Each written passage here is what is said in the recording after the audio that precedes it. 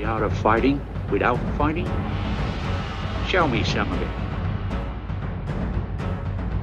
Hi there everybody, Michael Valenti here with the School of Self-Defense in Indianapolis, and in today's video I'm going to be answering one of my subscribers' questions in which they're trying to decide which gym they should go to, a judo gym or a mixed martial arts gym for specifically the study of self-defense.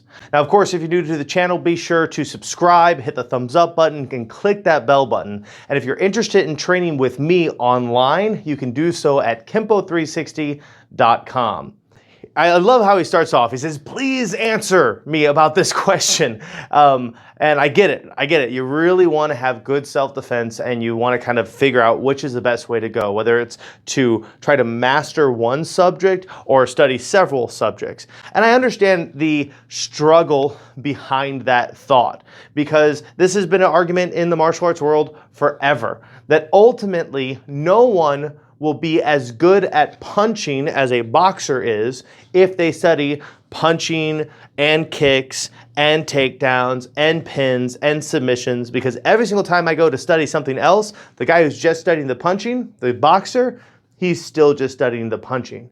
But the other side of the coin is that if I only hone that one tool, I ultimately only have one tool. So what about if I'm in a situation that needs a different tool and I'm severely lacking? That seems to be the major problem. So he's asking whether he should try to master judo or go to a mixed martial arts school. And I'm assuming in this situation, it's fairly binary. I'm assuming that he can either go to judo or go to a mixed martial arts school, and that's it. And there's not an option to do both.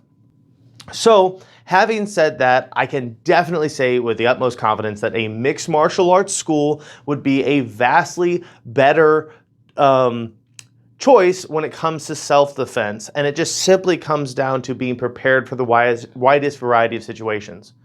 As somebody who has studied judo for a big chunk of my life, and I love judo very, very much, ultimately, judo is a grappling art, and the vast majority of judo schools, I'd venture to say 99+% of judo schools, don't really ever address the other aspects of fighting, like what if the person has a weapon, what if the person is punching me, or if they're kicking me. They don't ever cover those situations.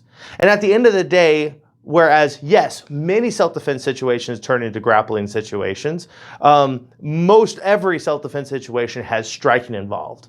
And you'd be really surprised at how much striking can change the game. And let me give you an example of this. So one of my students who studies Kempo 360 has a friend of about an equal tenure in Brazilian Jiu-Jitsu. And Brazilian Jiu-Jitsu, the art that he was studying, only did the grappling, so no strikes or anything like that, just the grappling aspects of Brazilian Jiu-Jitsu. And they both had been studying for about the same amount of time. That he was a yellow belt under me, and the BJJ guy was a blue belt under his coach. So fairly equivalent in amount of time. And what happened is my student and him started off with a Brazilian Jiu-Jitsu match. And so this is just play, of course. They're just having fun.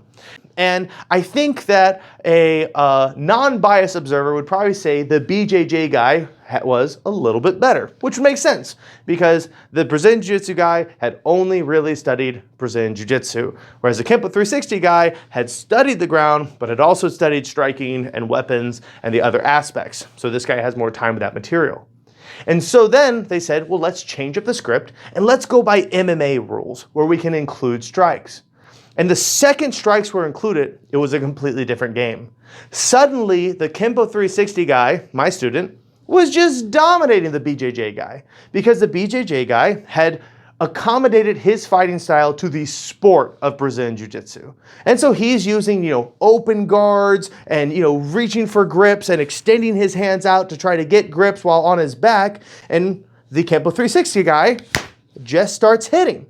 And honestly, the BJJ guy had never been hit before. Now, once again, these are both beginners. It's a yellow belt versus in Kempo 360 versus a blue belt in Brazilian Jiu-Jitsu. So it's not like black belt versus black belt. But it still shows that the BJJ guy was ill-prepared for the realities of a fight, that when other things showed up, the BJJ guy literally had no idea what to do.